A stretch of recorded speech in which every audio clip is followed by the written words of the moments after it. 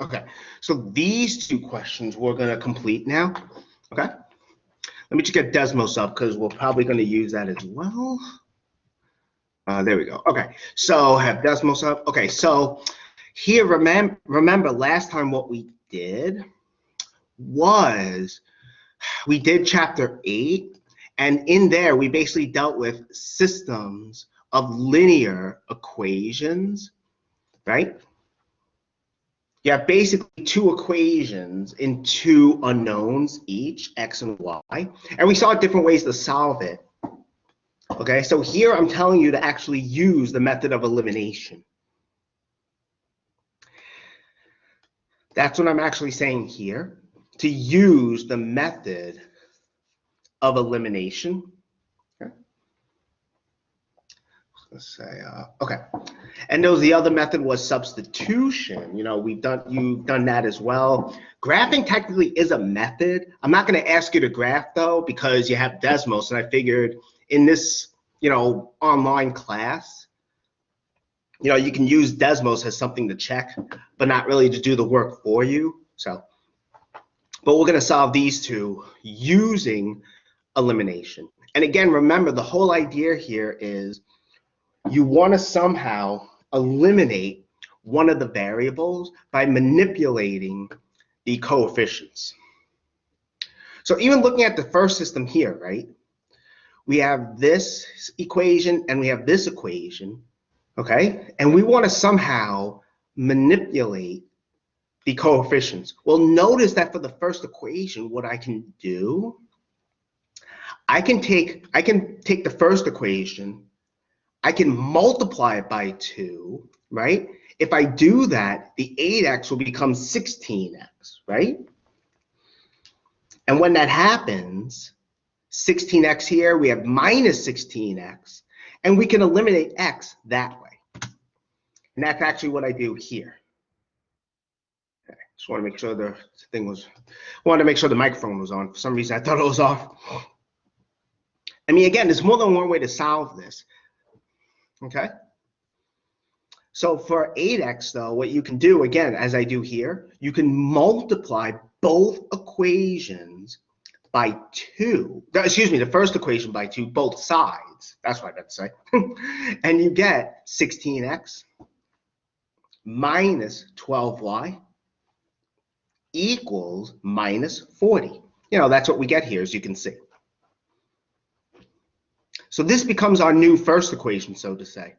And what I'm doing here, as you can see, is I'm adding them. And what happens when I add? The x is gone. X is gone. We're left with minus 5y equals minus 10. That's what we're left with, as you can see. Right? Because now we have just one equation, one unknown, and we want to solve that. Okay, so how do we do that? Well, we have minus 5y equals minus 10. We can easily get y here, right? You just divide by negative 5, excuse me, and you get y is 2. That's what we get here.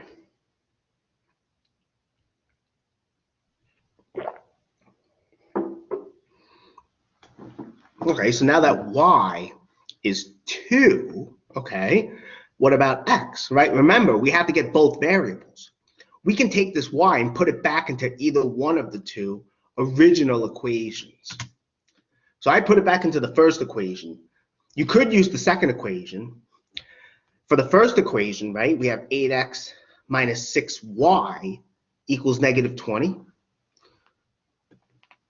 So we have 8x minus 6 times 2.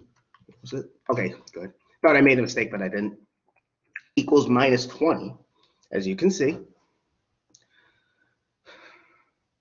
So 8x minus 12 is minus 20, right? I replaced y by 2 because now we have an equation in just x. So let's figure out what x is. Like before, you add 12 to both sides, okay? You get 8x equals negative 8, right? We added 12 to, right? I replaced y by 2. The equation becomes 8x minus 12 equals minus 20.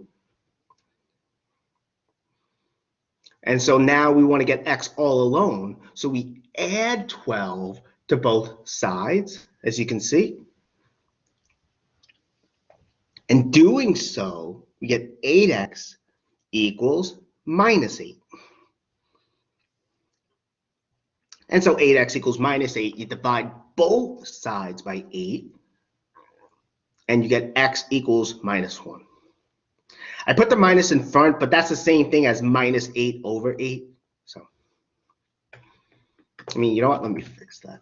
I mean, it's not wrong what I have here, but just to make it a little bit easier to understand. So, here we go.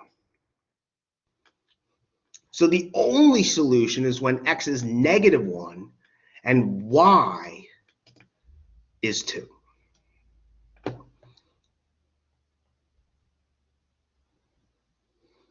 Okay. Now you could actually check that, excuse me, you can actually check that using Desmos if you want. You know, you could. All right, so for this one, the second example, okay? So here we have this system, okay? Now, again, here, there's different things you can do. We're using elimination, okay? But notice one thing I could do is take the second equation, multiply it by 6, right? And why did I think to do that? Well, notice here we have 6 times x minus 12y is 24. This equation is minus x minus 6y equals 4. But if I take the second equation and multiply it by 6, we get 6x, we get minus 6, we get 6x, negative 6x. You know, you can add them and the x will vanish. Right? Remember, you want to get the coefficients of a variable. You want them to be the same except opposite in sign. So like 6 and negative 6, for instance. So I'm going to multiply the second equation by 6. We get this, as you can see. And we get negative 6x minus 36y is 24. So this is the new system. So you can see that the coefficients of x, they're the same except they're opposite in sign.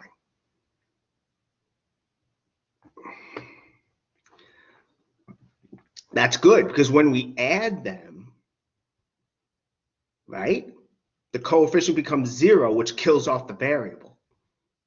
So this variable we get here, right? You add the equations, basically x is gone. Negative minus 12y minus 36y we get is minus 48y. And then we have also 24 plus 24, which is 48. So by adding the equations, in other words, we get minus 48y equals 48. Okay, so we have that equation. What do? We got to figure out y. Now it's easy because we have one equation in one unknown, just y, and that's easy to do. You know, we just use what we did earlier in the course.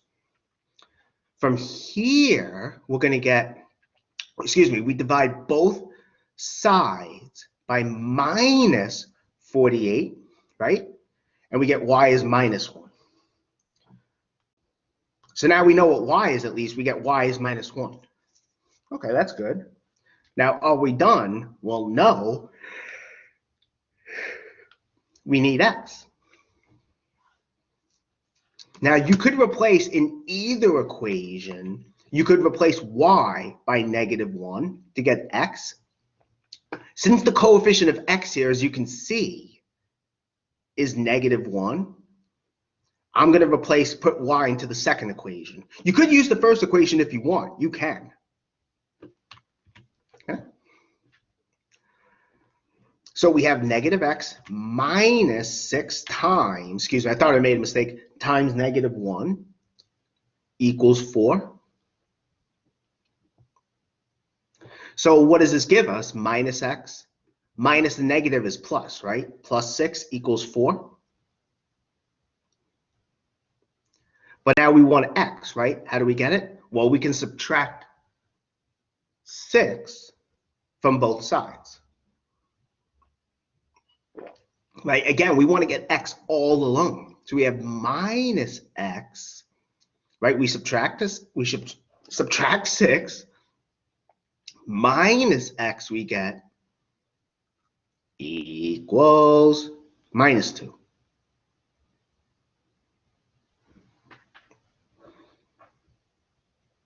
Good. So minus x equals minus 2. So basically, you have to get rid of the negative. You can divide both sides by -1, and you get x equals 2. This is right because, again, when I divide by -1, I guess I can make it look nicer. What I have here is correct. There we go. Makes it a little bit nicer. Okay. We get x equals 2. Y is -1, x is 2. This is our solution.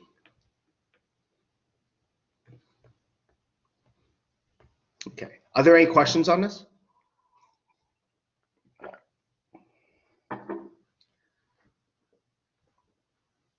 All right. Okay, so here, so now what I want to do, again, technically now I guess we're reviewing. So I figured it'd be good to start off the review with some trig functions, okay? So let's do that. Okay, so this is just a reminder of how the trig functions are defined. You know, theta is an angle, whether it's in radians or degrees, right? The trig functions are defined this way. The hypotenuse, hype in other words, hype is the length of the hypotenuse. That's the side opposite the 90-degree angle. That's the side opposite the 90-degree angle. OPP, that's the length of the opposite side. The opposite side, that's the side opposite the angle. Excuse me, that's the side opposite the angle. Okay, and 1 second, please.